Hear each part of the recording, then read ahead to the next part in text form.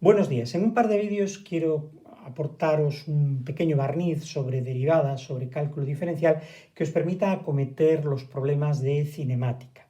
Mirad, desde hace algún tiempo, con el cambio de programas en educación secundaria, los profesores de física y química nos encontramos con el problema de que nuestros colegas de matemáticas todavía no os han dado las derivadas cuando nosotros llegamos a la cinemática en primero de bachillerato. Tenemos entonces dos opciones: o renunciamos a la potencia de estas herramientas, o de alguna manera pues nos anticipamos y damos un pequeño resumen, una forma de hacer las cosas que luego va a ser convenientemente ampliada y mejorada por nuestros colegas de matemáticas, ¿no?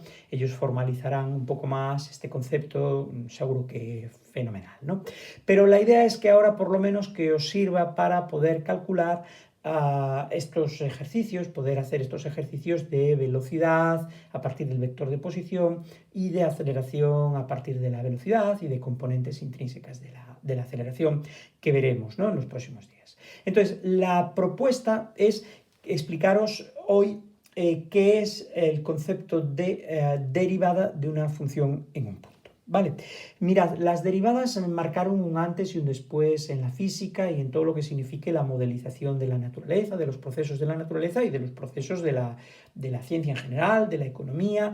Realmente tienen muchísima potencia y fueron estudiadas por personas de la talla académica de Leibniz o de Newton o, por ejemplo, gente como Cauchy después, ¿vale? Hay un antes y un después en las derivadas y habrá un antes y un después para a vosotros una vez que os metéis en el cálculo diferencial, ¿vale? La idea es la siguiente, mirad. Considerad una función f de x, aquí tenéis un punto genérico x, a veces veréis x0 y f de x0, yo lo voy a hacer más en general, lo podéis hacer como queráis, ¿vale? Esto es x, f de x, y entonces me voy a mover una cantidad h para aquí, tengo un x más h, y esta es la imagen correspondiente al x más h. Entonces tengo aquí de x a x más h, que va a h, y aquí tengo f de x y f de x más h. Evidentemente, esto que hay aquí va a ser, si esto es f de x más h y esto es f de x, esto va a ser f de x más h menos f de x. ¿De acuerdo? ¿Lo veis? Entonces, voy a considerar esta cantidad de aquí, que es lo que le vamos a llamar cociente incremental. Es un cociente, evidentemente, de dos incrementos. El incremento en la ordenada, el f de x más h menos f de x, respecto al incremento en la abscisa. Es decir, yo estoy en un punto x, incremento la abscisa h, y entonces tengo aparejado un incremento en las ordenadas en la f de x más h menos la f de x. Entonces, este f de x más h menos f de x partido por h es lo que le llamamos el cociente incremental. Si nos fijamos un poco y hacemos un poco este triangulillo de aquí, fijaos que esto no coincide con la función va por libre, por donde tenga que ir, veis que es un poquito más abombada aquí. Si veis, en este triángulo, en realidad, cuando yo pinto, esto de aquí también es f de x más h menos f de x, perdón.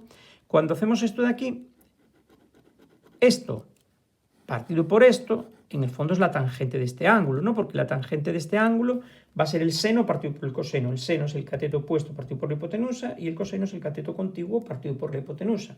Entonces, lo que estamos diciendo es que este cociente incremental realmente es la tangente de alfa, del ángulo alfa. ¿De acuerdo? Entonces, fijaos, vamos a considerar ese cociente incremental que nos dice cuánto varían las ordenadas cuando variamos un poco la abscisa. Pero vamos a hacer una cosa, en vez de considerarlo así, vamos a hacer el límite cuando h tiende a 0 de esto. ¿Qué significa eso? Bueno, pues la idea es hacerlo esto tan pequeño como queráis, ¿vale? Ya sabéis que entre dos puntos hay infinitos puntos, con lo cual estamos hablando de un infinitésimo, una cantidad muy, muy, muy pequeña, cálculo diferencial, cálculo infinitesimal, estamos hablando de infinitésimos, como digo.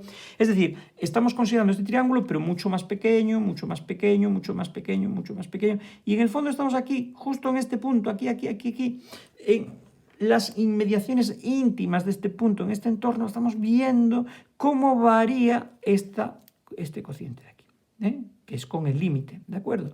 Entonces, el límite, cuando h tiende a 0 de f de x más h menos f de x partido por h, lo que me da es una expresión de la tasa de cambio de esta función. Cuanto más agresiva es esta función, desde luego, el f de x, si me muevo un cierto h, fijaos que f de x más h menos f de x es mayor para un cierto h. Y si la función en el mismo punto es más pequeña, pues evidentemente esto partido por esto es menor, porque la ordenada es menor. De alguna manera, esto me está midiendo cómo varía la función con la x, ¿de acuerdo? La f de x con la x. Y eso es lo que nosotros vamos a llamar derivada de una función en un punto, ¿de acuerdo?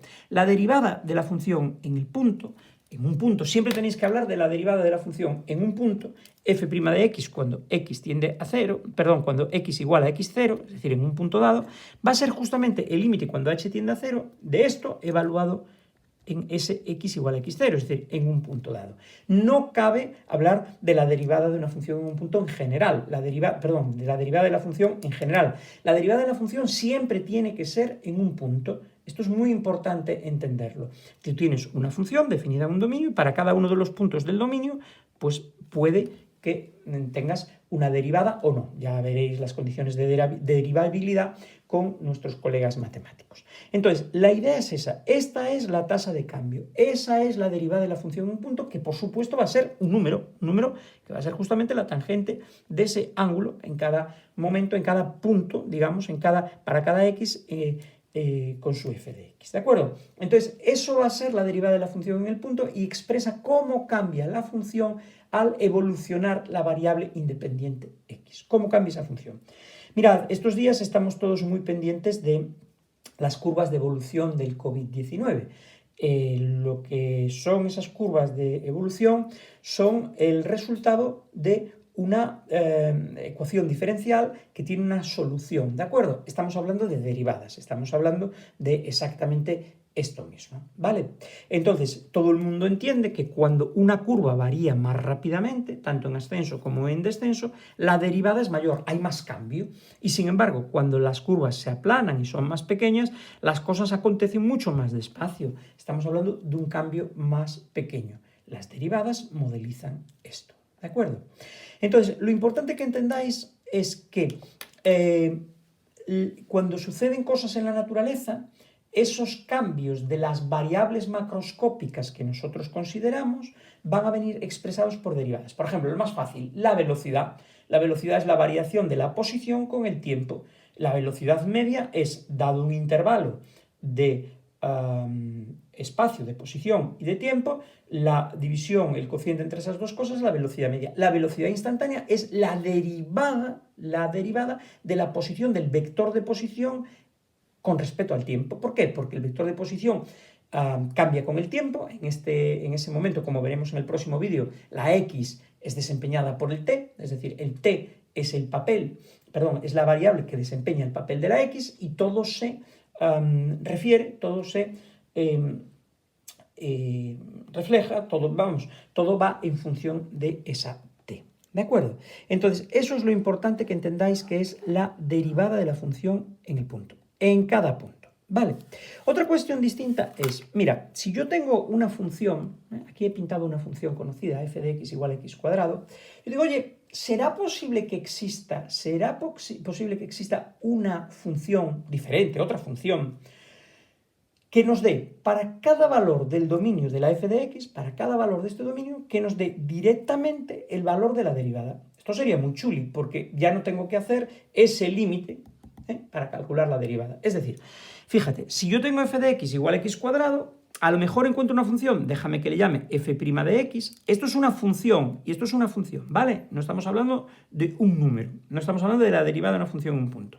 Imagínate que yo encuentro una función que tiene una cierta funcionalidad en x, la que sea, tal que para cada valor de x me da directamente cuál es el valor de la derivada de la función en ese punto. ¿De acuerdo? Bueno, pues hay una serie de reglas que ahora os voy a poner este ejemplo y que veremos alguna más y que veréis muchas más, por supuesto, con los profesores de matemáticas, que nos permiten hacer esto. Fijaos, para f de x igual a x cuadrado, estamos hablando de una función de este tipo, x elevado a n. Bueno, pues cuando es así, la derivada de esa función, f' de x, va a ser la derivada, siempre va a ser la n salta para adelante, x elevado a n menos 1. Entonces, si x vale 2, es la x cuadrado, la f' de x va a ser igual, ayudadme, 2 por x elevado a 2 menos 1, que es 1, o sea, 2x. Esta va a ser la función derivada de esta. La voy a pintar, aquí la tenéis. Si pinto la función, rápidamente, para 1 vale 2, para 2 vale 4, he puesto una facilita así para pintarla rápido. Aquí la tenéis. Esta función rojita es chuli porque me está dando los valores de la derivada automáticamente de la función original. Por ejemplo, para x igual a 0, me voy a 0 y la f' de x vale 0.